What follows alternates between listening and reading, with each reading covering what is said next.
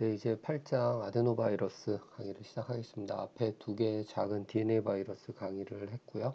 폴리오마하고 파필로마 바이러스 얘기를 했죠. 이제는 사이즈가 큰 두 개의 DNA 바이러스, 아데노바이러스하고 이제 헐피스 바이러스에 대해서 말씀을 드리겠습니다. 뭐 비슷한 점과 다른 점이 있는데요. 비슷한 점은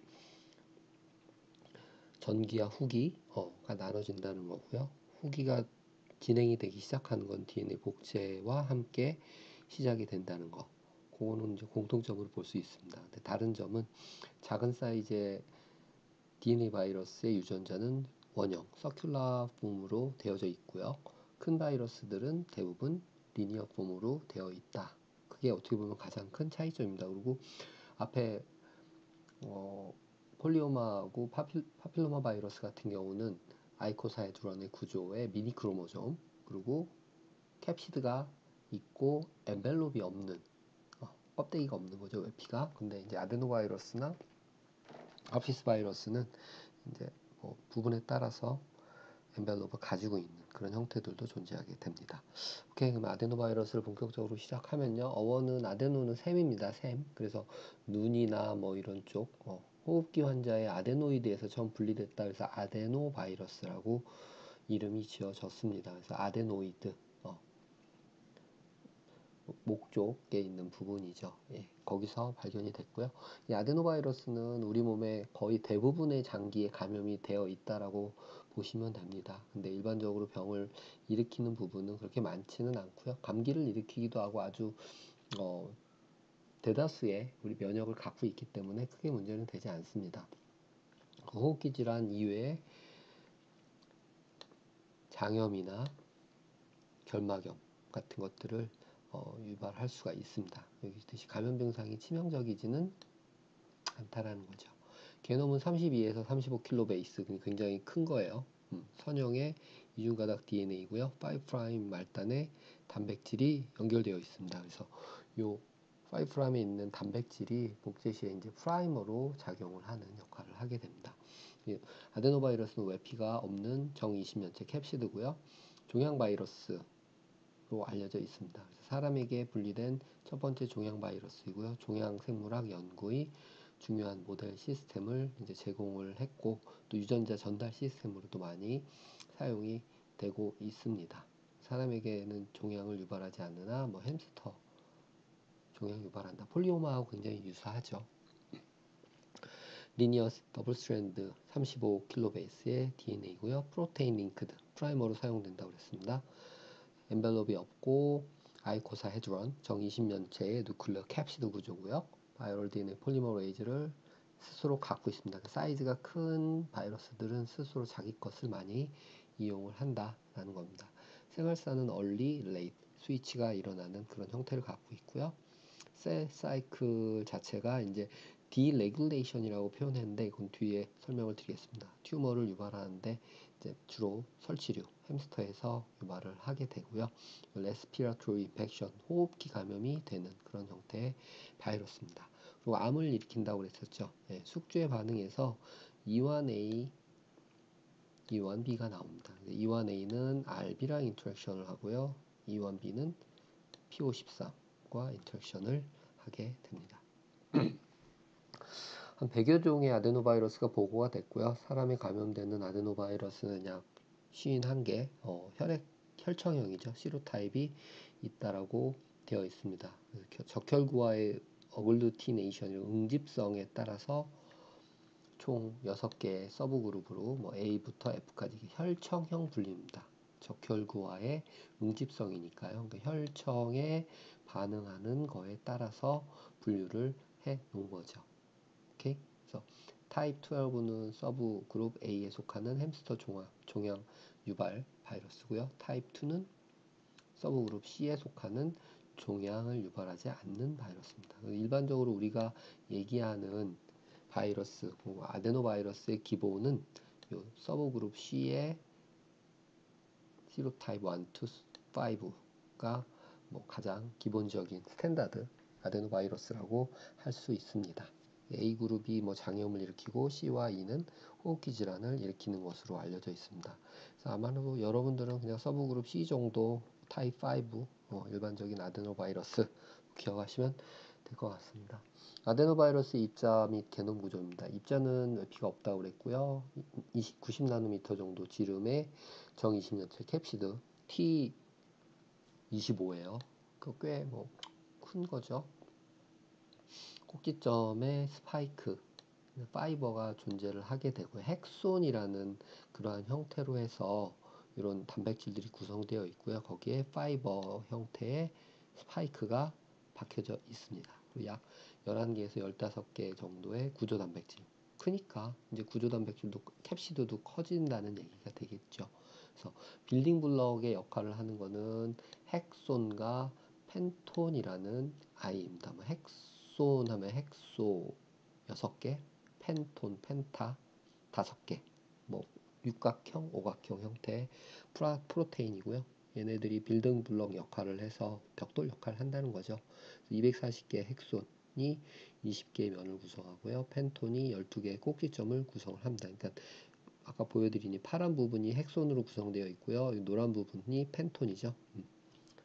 펜톤이 기둥 역할을 한다고 보시면 됩니다. 이 펜톤에 스파이크 파이버가 붙어 있게 되는 거고요. 어떻게 보면 굉장히 정형화된 그런 형태의 구조체를 가지고 있고요. 안쪽에 뉴클레어 캡시드 형태의 유전자를 가지고 있습니다. DNA 게놈은 염기성 단백질 5,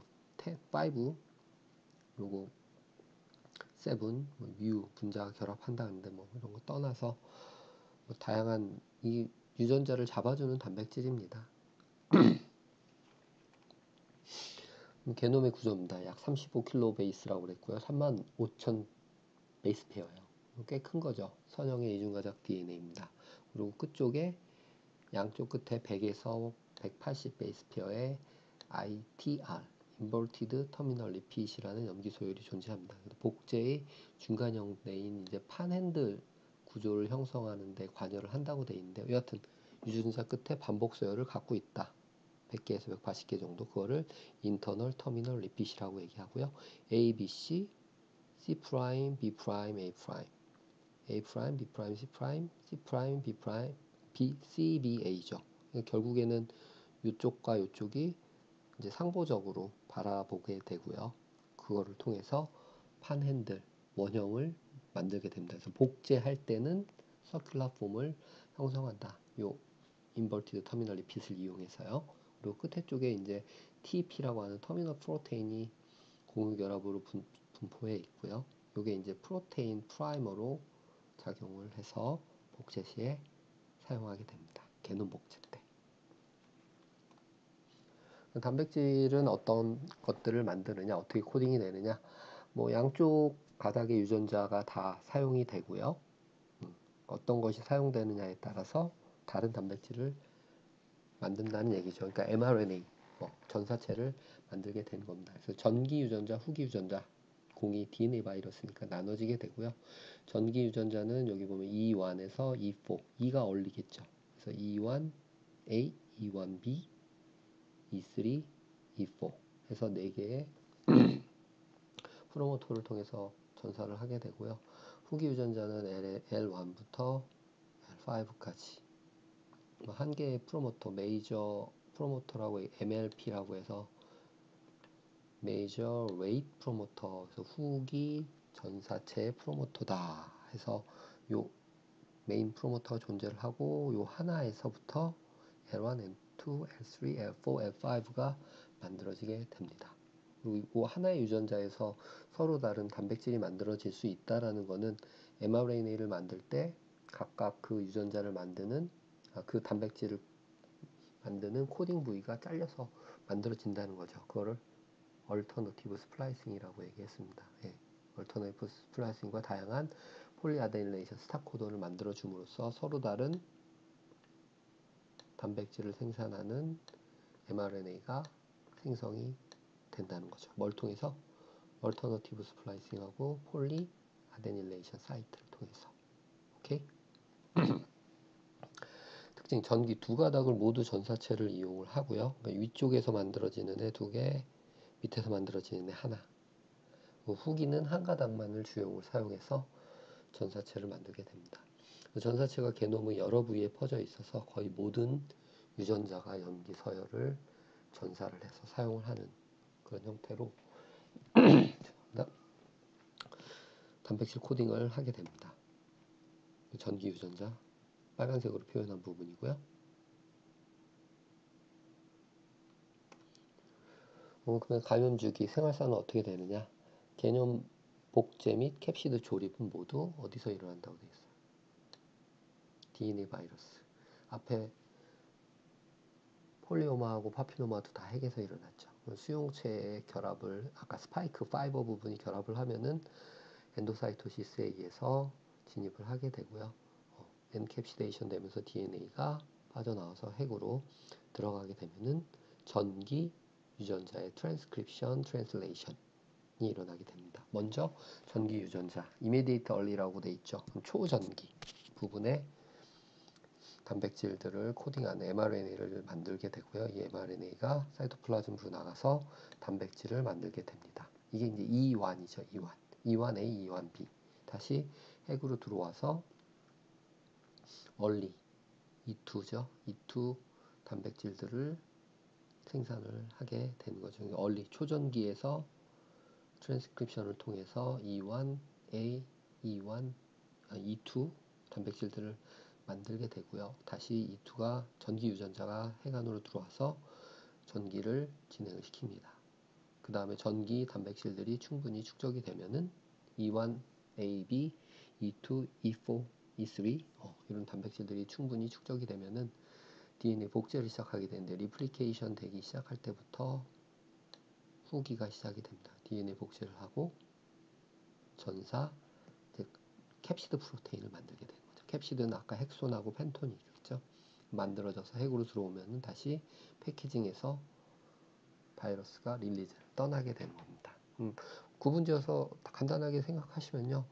초전기 유전자가 단백질로 만들어지고 핵 안으로 들어와서 전기 유전자를 발현시키고 전기 유전자가 단백질이 축적이 되면 유전자 복제를 시작하게 되고 유전자 복제를 시작하면은 캡시드 프로테인을 만들고 그것이 핵으로 들어와서 복제된 DNA와 캡시드 프로테인이 패킹이 돼서 바이러스 파티클을 만들고 떠난다. 앞에 나왔던 바이러스들과 굉장히 유사한 그런 형태죠. 진입은 뭐 똑같습니다. 수용체 결합을 하게 되고요. 스파이크 부분이 스파이크 파이버가 수용체를 인지합니다. 수용체는 이제 콕사키 바이러스의 아데노바이러스 리셉터라고 카라는 아데노바이러스 공동 수용체를 사용하고요. 타입 2하고 타입 5 아데노바이러스가 요 공동 수용체로 인테그린이라는 단백질을 사용하게 됩니다. 인테그린은 앞에서도 한번 소개했었습니다. 세포의 연결 단백질이에요. 네, 바이러스가 수용체로 이용을 하는 거죠. 그리고 대부분의 바이러스가 리셉터 메디에이티드 엔도사이토시스를 하게 될 때 그 엔도좀을 만들어주는 단백질이 클라스린이라는 아이입니다. 그래서 클라스린 디펜던트 엔도사이토시스, 클라스린 코티드 피시라고 돼 있죠. 클라스린 단백질들이 안으로 이렇게 당겨서 함몰시키는 그런 형태를 만들어줌으로써 안으로 엔도사이토시스 되게 하는 겁니다. 클라스린, 오케이? 캡시드가 벗겨지고 DNA가 노출된 다음에 핵으로 이동해서 DNA가 핵곡으로 진입을 하게 되는 거죠. 오케이? 바이러스 파티클들은 여기 마이크로 튜브를 타고 갈 때 다이네인이라는 단백질이 잡아서 모터 프로테인이에요. 이동을 시켜주게 되는 거죠. 전기가 시작이 됩니다. 복제 개시 전이라고 되어 있죠. 그래서 전기 유전자 발현 두 단계로 나눠지는데 이제 아까 그림에서 보셨듯이 E1A가 제일 먼저 시작이 되고요. 그 단계를 이제 초전기라고 얘기를 합니다. 초전기 전사, Immediated Early I라고 표현하고요. 숙지 RNA 폴리머레이즈 2에 의해서 DNA에서 RNA를 만들고 전사하고 그 전사된 mRNA가 사이토플라즘으로 나가서 E1A 단백질을 생산을 하게 되죠. DNA 게놈의 5' 말단에 위치한 E1 유전자 전사를 하게 됩니다. 얼터너티브 스플라이싱에 의해서 두 종류의 mRNA를 생산을 하게 되죠. 13S하고 12S mRNA를 아까 만들게 되고요. 얘네들이 단백질로 번역이 돼서 다시 해간으로 들어오게 된다. 그럼 전기 전사라고 돼 있죠. 초전기에서 전기, 얼리 타임으로 넘어가게 되는데 요 E1A가 초전기에서 익스프레션이 돼서 프로테인이 된 다음 해간으로 들어와서 트랜스 액티베이터, 아까 뭐 예전에도 나왔지만 이 전기에서 후기로 전환시키는 거를 이제 트랜스 액티베이션이라고 얘기했고요. 그 주체가 이제 E1A죠. E1A가 작용해서 트랜스 액티베이터로 작용을 하고 이제 전기를 시작을 하는 거죠. 그래서 E2의 발현을 촉진해서 E3, E4까지 전사를 개시시켜서 단백질을 트랜슬레이션, 해독을 통해서 만들어내게 됩니다. 모든 전기 해서 초기 유전자 산물 E1부터 E4까지 모두 만들어지게 되면은 다 핵으로 이동하게 되고요. 축적이 되게 됩니다. E1A, E1B. 뭐 앞에서 한번 소개했겠지만 E1A는 RB랑 바인딩 한다는 게 제일 중요한 거고요. E1B는 여기 있듯이 55kD하고 19kD 두 가지가 있는데요. 55가 P53하고 바인딩한다. 이게 어떻게 보면 가장 중요한 키일 수 있습니다. 그리고 대부분 전기 유전자 E1, E, E13, E14 이런 단백질들은 바이러스 자체의 폴리머레이즈나 아니면은 복제와 관련되어 있는 단백질들이라고 보시면 됩니다. 효소들. E1A 작용인데요. 아까 앞에 나왔지만 초전기에서 제일 먼저 만들어지는 트랜스크립션 전사돼서 만들어지는 단백질이고요. 전기 전사의 강력한 활성자입니다. 그래서 직접 DNA 결합하진 않지만 코액티베이터로 P300 CBP라는 단백질에 작동을 해서 전사를 유도를 하게 됩니다.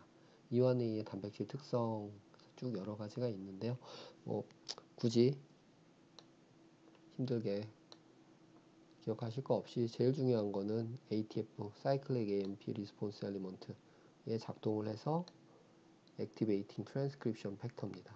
트랜스크립션을 활성화시켜주는 트랜스 액티베이터로 작동을 한다는 거. 그리고 CR1, CR2 도메인이 뭐와? RB와 결합한다는 게. 이게 트랜스 액티베이터 RB와 결합하는 프로테인이다. 이게 요 E1A의 주 기능이라고 기억을 하시면 될 것 같아요. 여기 트랜스 액티베이터로 작동을 할 수가 있습니다. E1A는 아까 13S, 12S 두 개의 폼이 있다고 얘기했으니까 이것도 뭐에 의해서 결정이 되겠어요? 뭐에 의해서? 얼터너티브 스플라싱에 의해서 종양 인자라고 표현했는데요. 아데노바이러스가 감염하는 세포는 최종 분화된 세포로 DNA 합성이 일어나지 않는다.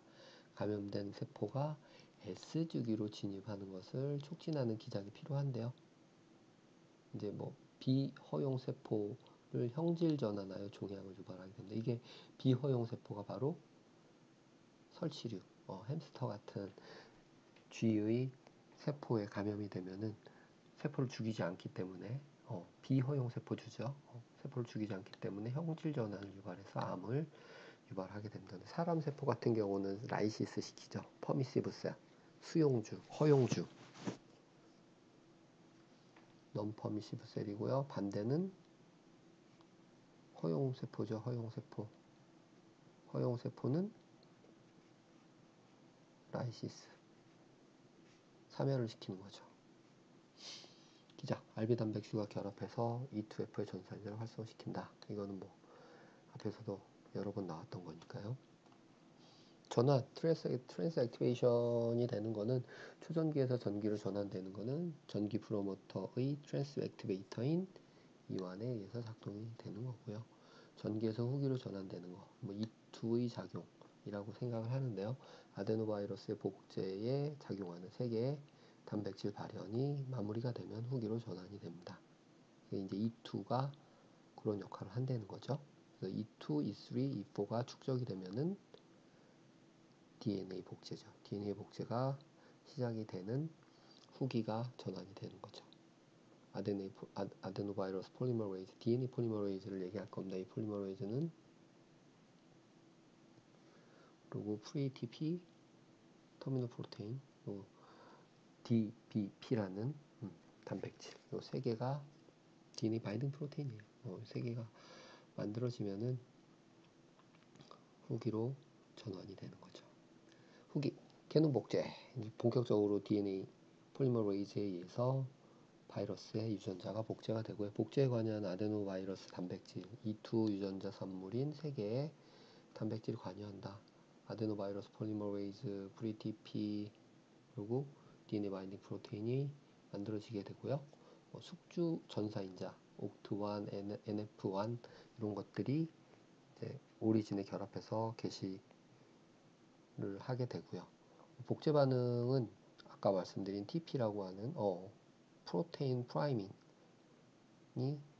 있어서 그게 이제 프라이머처럼 게시 작동을 해주는 역할을 하게 되고요. 스트랜드 디스플레이스라고 얘기하는데 요 양 말단에 ITR 염기서열로 판핸들 원형을 만든다고 얘기했습니다.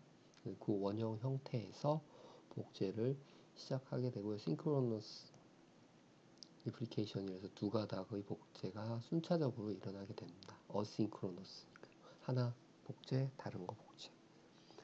순차적으로 복제가 일어난다. 복제 후 조립 과정에서 80kD의 프리-TP가 55kD로 절단이 된다.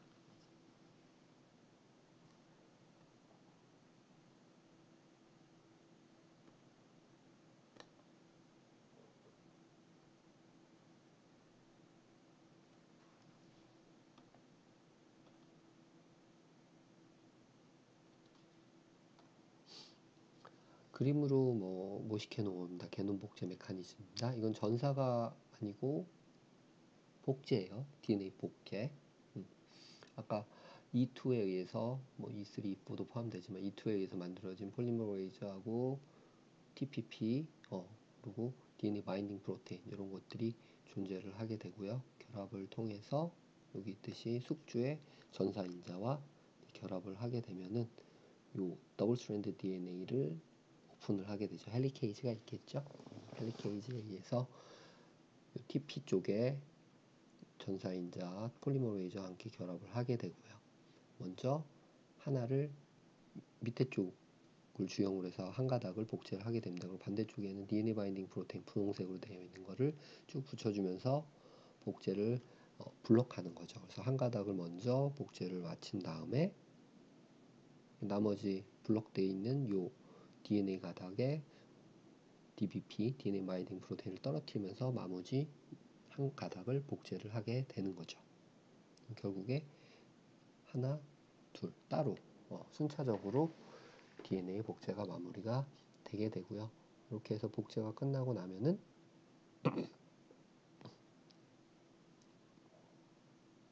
프로티에이즈에 의해서 마무리를 하게 됩니다.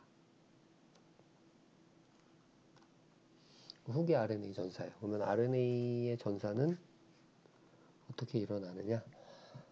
전사는 RNA, DNA에서부터 RNA 만드는 거예요. 캡시드를 구성하는 단백질들이 대부분이 후기 유전자에 포함되어 있고요.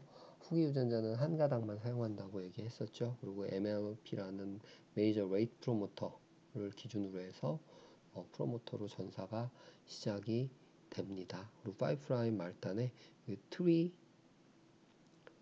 파티 리더라고 하는 부분이 존재를 하고요. 메이저 레이트 프로모터가 있고요. 요 세 개의 세 파트 부분이 이제 존재를 하게 되어 있고요. 요 다음부터 프로모터 부분을 시작으로 다양한 얼터너티브 스플라이싱과 폴리 아데닐레이션이죠. AA 붙여주는 거예요. 해서 서로 다른 단백질들을 만들어내게 됩니다. mRNA 만든 다음에요. mRNA 먼저 전사하는 거죠. 그리고 단백질을 만들어내게 됩니다. 그래서 총 L1부터 L5까지 5개의 서로 다른 캡시드 프로테인을 만들어내게 되는 거죠. 그래서 1번 L1, L2, L3 해서 L3 만들어내고 이런 식으로 서로 다른 얼터너티브 스플라이싱을 통해서 단백질을 만들게 됩니다. 그럼 최종적으로 만들어진 단백질들은 다 핵으로 들어가게 되고요. 조립한 다음에 세포, 수용주는 라이시스하고 죽여서 용해 한 다음에 방출하게 되고, 비허용주 non-permissive cell에서는 세포의 형태 변화를 일으키겠죠. 그런 다음에 방출을 하게 됩니다. 여기 뜻이 E3 얼리진이었었죠. 뭐 11.6kDa 정도의 단백질인데요. 아데노바이러스 데스 프로테인이라고 얘기합니다. 전기 유전자 산물이지만 후기에도 계속 발현을 하고요. 막 단백질, 핵막, 소포체, 골지체 막에 발현이 됩니다. 세포 용해 기작은 아직 밝혀지지 않다고 그러는데 E3가 세포 용해에 참여를 한다. 숙주에 대한 영향인데요. 아데노바이러스의 숙주에 대한 영향 한 가지만 기억해 주세요. 선천 면역 억제입니다. 이뮨 이베이전. 그래서 이번에 코로나 바이러스도 얘기가 나왔었는데, 아데노바이러스의 백본을 사용해서 그 코로나 바이러스의 일부 단백질을 발현을 시켜서 백신으로 항체를 생성하게끔 그렇게 만드는 시스템을 러시아에서 만들었는데요. 문제는 이제 아데노바이러스 자체가 면역에 노출이 되기 때문에, 한번 면역에 노출이 되면 다음번에는 면역작용 때문에 그 아데노바이러스가 작동을 하지 않습니다. 여하튼 숙주의 방향, 처음에는 이제 선천성 면역을 억제하는 이뮨 이베이전 역할을 하게 되고요. 약 160 뉴클레오타이드의 작은 RNA로 단백질을 암호하지 않지만, 요 I가 RNA요. RNA가 헤어핀 룹을 형성한 형태고요. VARNA란 바이러스 어소시에이티드 RNA. 혈청형 안의 염기 서열 변이는 높지만 2차 구조로 보존적이고요. RNA 포리머레이즈 3에서 전사되고 세포당 한 108개 분자 정도가 풍부하게 분포를 하면서 얘가 면역세포를 교란시키는 거죠. 프로테인 카이네이즈 R에 결합해서 프로테인 카이네이즈 R의 다이머리제이션을 억제하고 인터페론에 의한 활성화를 저해하게 됩니다. 항바이러스 작용 억제하는 거죠. 인터페론이 없으면은 항바이러스 반응이 약화되니까요. 그래서 인터페론의 활성작용을 저해시키는 그런 역할을 하게 됩니다. VARNA. 그 다음에 후천면역 억제도 하는데요. E3 유전자, 아까 라이시스와 관여하는 그런 프로테인이라고 말씀하셨죠. 숙주의 면역 기능을 회피하는데 작용하는 다수의 단백질을 발현시킵니다. 그래서 GP19K라는 단백질을 만들어서 사이토톡식 CTL이죠. 사이토톡식 T 림보사이트에 의한 세포 사멸을 막아주게 되죠. 그러면은 후천 면역을 세포성 면역 그 중에서도 CTL 회피하게 되는 거죠. mRNA 프로세싱을 저해하게 되는데요. 이 E1B가 55kD짜리가 아까 P53하고 결합을 한다고 했었죠. 그리고 이 E1B 55kD 단백질하고 E4가 복합적으로 이제 작용을 해서 숙주 mRNA의 핵방출을 억제합니다. DNA가 전사 후에 사이토플라즘으로 나가지 못하면 단백질이 안 만들어지는 거죠. 후기 전사체는 핵방출을 촉진하는 거죠. 바이러스 거는 많이 만들어질 수 있게 계속 세포젤로 내보내는 겁니다. 결국에 세포질의 숙주의 mRNA는 감소하고 바이러스의 mRNA는 많아져서 단백질을 많이 생산하게끔 유도를 하는 거죠. 오케이? 타겟은 E1, B55, E4 이런 아이들은 P53 아니면은 여기 있는 mRN 이런 애들이 타겟이 된다는 거죠. 형질 전환 및 종양입니다. 형질 전환은 아무 거에서나 일어나는 게 아니고 허용주에서는 일어나죠. 인간 아데노바이러스이기 때문에 허용주에서는 인간세포 전기 후기 유전자 발현, 게놈 복제, 세포를 사멸하기 때문에 형질 전환이 일어나지 않습니다. 하지만 비허용 세포에서 햄스터 생쥐, 설치류예요. 전기 유전자 발현되지만 게놈 복제가 일어나지 않기 때문에 전기 유전자에 의해서 형질 전환이 일어나게 됩니다. 오케이? E1A는 RB, E1B는 P53과 결합을 해서 지속적인 S 사이클로 넘어가게 되는 거죠. 셀 사이클을. 그래서 에바토시스로 안 가고 계속해서 생존할 수 있게 유조를 함으로써 암세포를 만들어내게끔 되는 그런 작동을 하게 됩니다. E1B의 기능이에요. E1B도 굉장히 중요하다고 얘기했었는데요. 특히 뭐 아까 55kDalton, 19kDalton 두 개 중에 요 55kDalton의 E1B가 중요한 역할을 하게 됩니다. 앞에서도 한번 나왔었는데 일반적으로 그 PO13이나 아니면은 이런 단백질들을 데그라데이션 시킬 때 작동하는 원리가 그 E3 라이게이즈 유비키티네이션 작동이라고 얘기했는데요. 요 E1B 55kDalton 단백질이 컬린 베이스드 유비키틴 E3 라이게이즈로 작동합니다. 그래서 PO13 단백질과 결합한 다음에 PO13의 유비키티네이션을 시켜서 분해를 하게 하는 거죠. 그러면 세포사멸에 필요한 유전자 합성이 억제되는 거죠. 오케이? 여기 뭐 컬린이라는 단백질이 매개돼서 이 서브스트레이트 단백질에 유비키티네이션을 시키는 거죠. 그러니까 E1이 게시하고 E2가 컨주게이션 시키고 E3가 이제 최종적으로 이 라이게이션을 쭉 붙여주는 건데요. 라이게이션을 시켜주는 건데요. PO13의 유비키티네이션을 시켜주는 거죠. 누구를 매개로? 컬린 메디에이티드. 컬린에 매개된 유비키틴 E3 라이게이즈 역할을 누가 한다? E1B 55 킬로베이스, 킬로달톤 프로테인.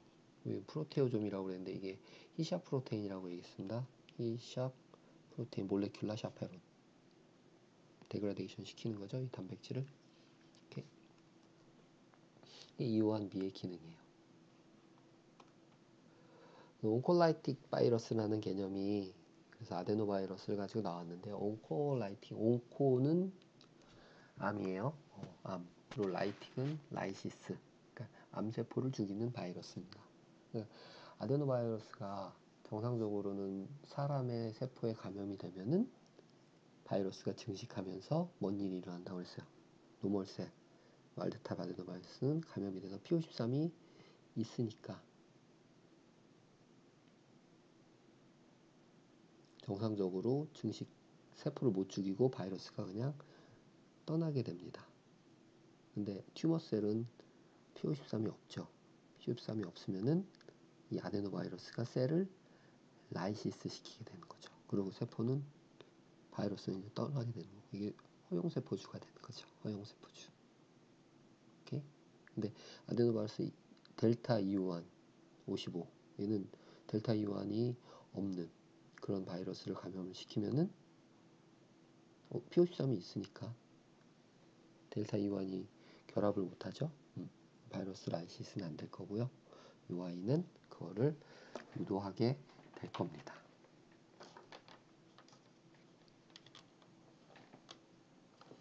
그래서 P53 결손 세포의 사멸작용이라고 그랬었죠. 결국에 이 와일드 타입 아데노바이러스를 사용하지 않아도 델타 E1 55kDalton 단백질이 결손된 요 아데노바이러스를 감염을 시키면은 요 아데노바이러스는 정상적인 세포에서는 셀을 라이시스하지 않고 바이러스 증식도 되지 않습니다. 왜? 결합을 못하니까 정상적으로 E1B가 없기 때문에요. 근데 POC3이 없는 세포에서는 셀을 라이시스하게 되는 거죠. 그러면은 요 바이러스를 암세포, 암 환자한테 감염을 시키면은 E1B가 이제 결손된 그 바이러스를요. PO13이 없는 그런 세포에는 감염이 돼서 셀을 사멸시킨다는 거죠.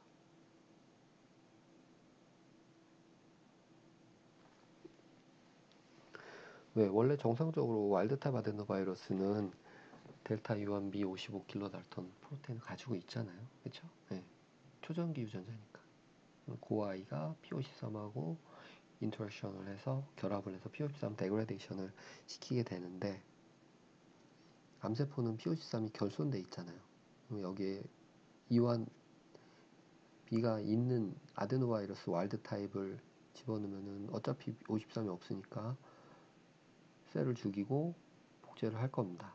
E1B가 없는 아이를 줘도 P53이 없으면은 뭐 어차피 억제할 필요가 없으니까 셀 라이스 시키고 복제를 한다는 거죠.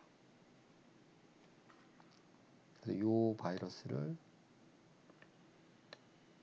암세포 사멸에 사용을 하는 온콜라이틱 바이러스로 사용을 하게 된다는 말입니다.